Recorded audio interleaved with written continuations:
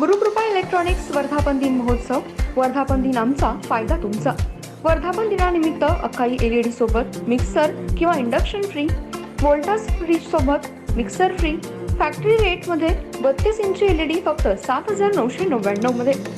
Mobile खरेदीवरती 1,999, आकर्षक gift वरती 50% पर्यंत डिस्काउंट. वॉटर फिल्टर फक्त 7,990 मध्ये, सोबत मिक्सर फ्री. अशा अनेक ऑफर्सचा लाभ घेण्यासाठी लगेचच भेट द्या गुरुकृपा इलेक्ट्रॉनिक्स, पत्ता बिग बाजार जवळ, सांगली रोड, इचलकरंजी.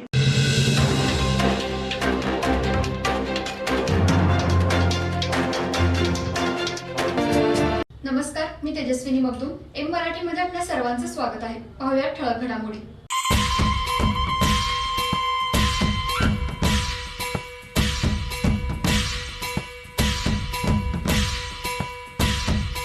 इचलकरंजी शहरातील सुळकुड योजनेची अंमलबजावणी झाली पाहिजे, यासाठी सुळकुड पाणी योजनेचे काम सुरू करावे, यासाठी आम्ही सामाजिक महिला कार्यकर्त्या व आम्ही सावित्रीच्या लेखी ह्या ग्रुपच्या वतीने महात्मा गांधी पुतळा चौकात सोमवारपासून बेमुदत आमरण उपोषण करणार असल्याचे निवेदन आज प्रांताधिकारी मोसमी चौगुले यांना देण्यात आलं.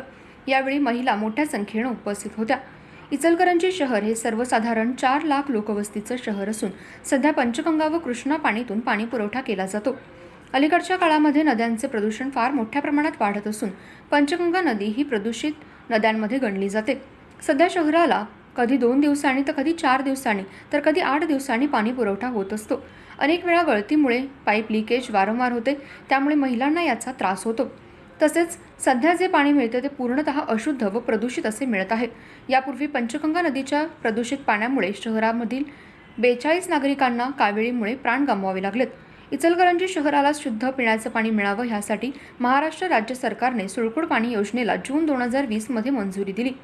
त्यासाठी 161 कोटी रुपये खर्चाच्या योजनेस नोव्हेंबर 2022 मध्ये मंजुरी दिलेली आहे. ही योजना आता अंमलबजावणीच्या अंतिम टप्प्यात आहे. या योजनेमुळे इचलकरंजीला पाणी दिल्यास कोणाचेही नुकसान होणार नाही.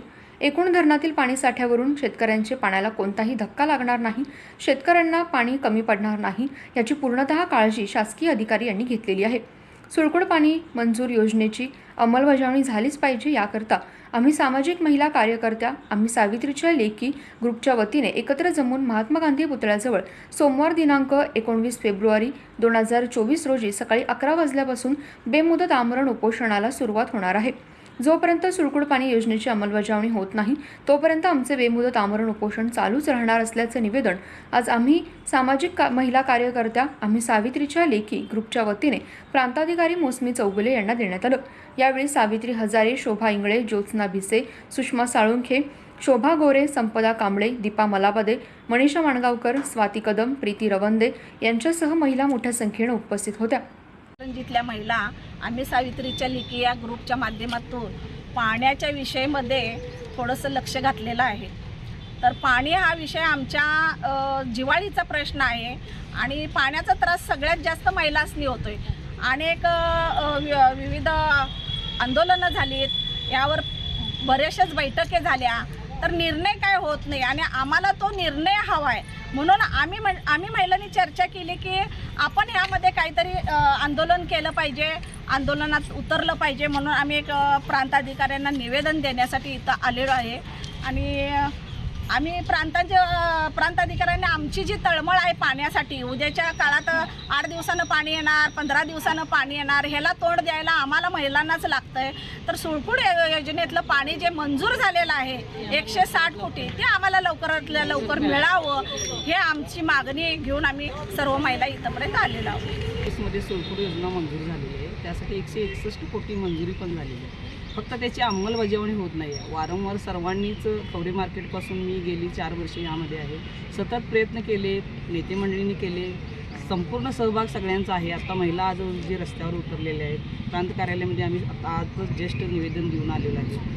तर ह्या गोष्टी कुठं नाही कुठंतरी महिला म्हणून आम्ही रस्त्यावर उतरणं गरजेचं आहे, कारण हा मुद्दा कोणालाच प्रयत्नाला यश येत नाही. तर आम्ही महिला म्हणून यश येईल ह्या उद्देशानं 11ही भूमिका काय घेतलेली आहे, तर सोमवारपासून आम्ही उपोषण करायचं, आमरण उपोषण करायचं, कारण त्याशिवाय सरकारला थोडीशी जाग यावी, आमचं कुठंतरी आमच्याकडे लक्ष द्यावं.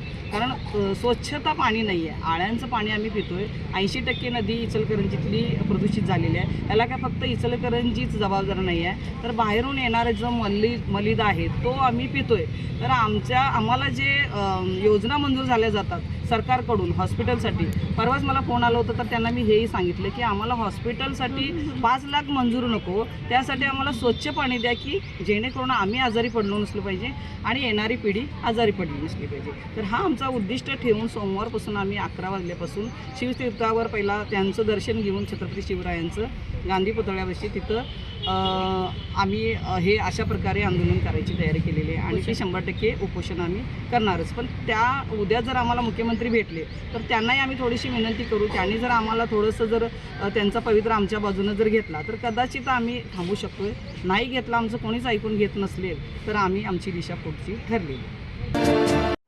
सेवा सदन हेल्थ प्लस हॉस्पिटल यामध्ये बायपास सहित सर्व शस्त्रक्रिया, ऑपरेशन थिएटर, सुसज्ज कॅथ लॅब, सुसज्ज 28 बेडचे ICU, सर्व शासकीय योजना व सर्व इन्शुरन्स योजना, अनुभवी तज्ज्ञ doctor, free home sample collection, 10 सूट, यामध्ये रक्तलघवी व इतर काही, सुसज्ज स्पेशल रूम, जनरल वॉर्ड, 24 तास ॲम्ब्युलन्स सेवा.